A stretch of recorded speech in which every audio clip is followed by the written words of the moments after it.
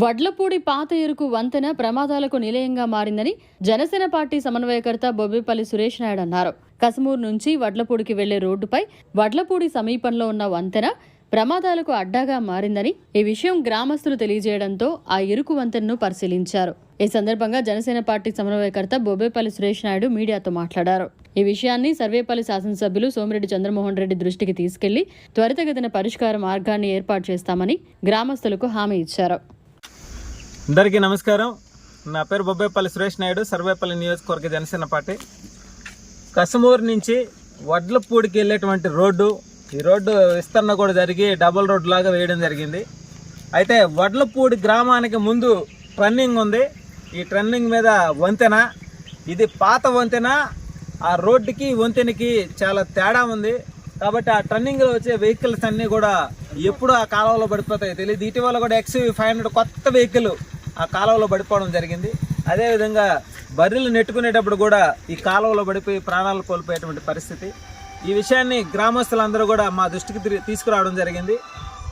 దీనికి సంబంధించి ఆ టర్నింగ్ దగ్గర స్పీడ్ బ్రేకర్ కానీ, అదేవిధంగా ఈ వంతెన నిర్మాణం కానీ, ఈ రెండు విషయాలను కూడా సర్వేపల్లి శాసనసభ్యులు సోమిరెడ్డి చంద్రమోహన్ రెడ్డి గారి దృష్టికి తీసుకువెళ్ళి త్వరితగతిన ఈ యొక్క పనిని చేపించేదానికి కూటమిలో భాగంగా మా వంతు మేము చేపిస్తామని చెప్పి మనస్ఫూర్తిగా తెలియజేస్తూ గ్రామస్తులందరూ కూడా ఒకటే మాటిస్తున్నాం. ఎంత తొందరగా వీలైతే అంత తొందరగా ఈ బ్రిడ్జి నిర్మాణం కావచ్చు, ముందస్తుగా అక్కడ స్పీడ్ బ్రేకర్ కావచ్చు, ఇవి రెండు కూడా వేయించేదానికి మా వంతు మేము 100% పనిచేస్తామని చెప్పి మనస్ఫూర్తిగా తెలియజేస్తూ ఉన్నాం.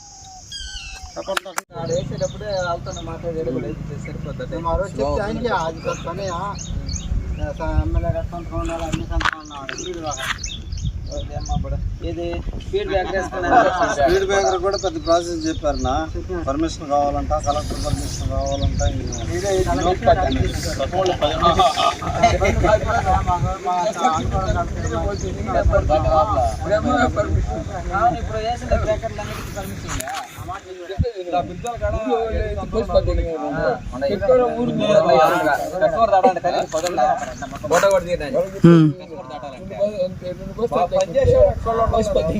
చేపించుకునే వాళ్ళే, చేసేవాళ్ళు కాదు.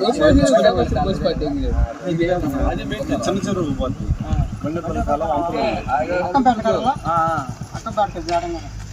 ముందు దాంట్లో నుంచి చెల్లపు దిగి